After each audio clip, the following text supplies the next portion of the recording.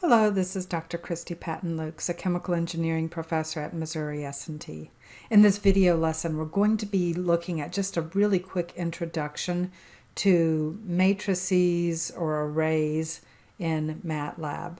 Nothing very fancy. We're really not even going to use them. We're just going to make sure that we know how to enter them and sort of how to talk to MATLAB about this array of information.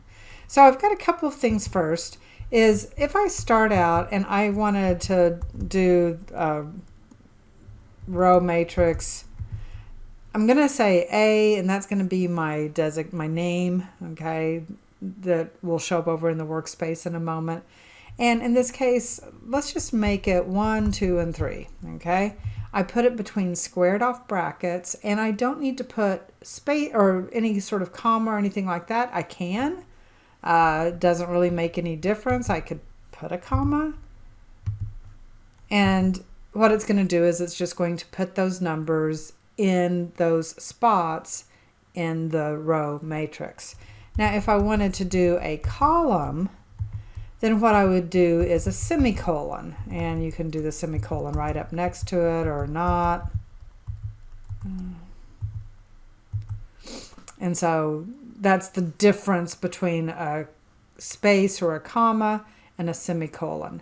So a semicolon breaks lines, and so if I just do all these numbers with semicolons separating them, I get a column vector.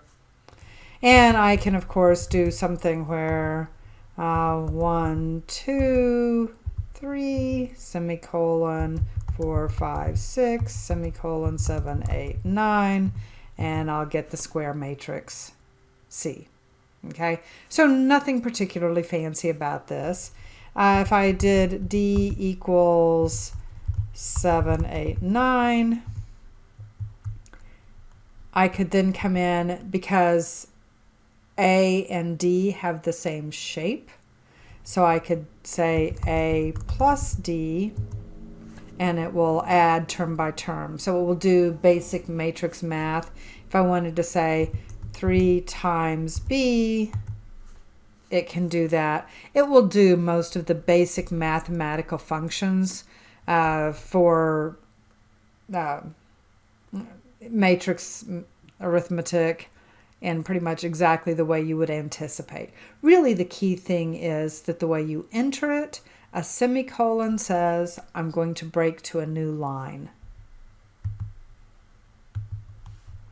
So one of the things that you might be interested in, especially like, let's say that this was actually like data from an experiment or something like that, and you wanted to pick up the third term. Well, I can say A parenthesis 3, and it will pick up the third term, which in this case was 3. Maybe it would be helpful if I did a D of 3. Okay, and that was 9. Remember, those terms are 7, 8, and 9.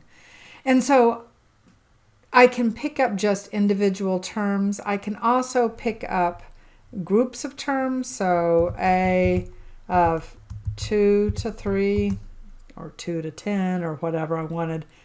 But it will give me a little sub matrix from the other if I designate these things appropriately. You can do term by term multiplication and division, or you can do traditional matrix multiplication and division. But we're going to be getting to that in just a few weeks in class, and so I'm not going to do that yet. I wanted to go ahead and introduce this portion because this is useful when we move to doing graphs, which will be in our next video lesson. Thank you very much for your time.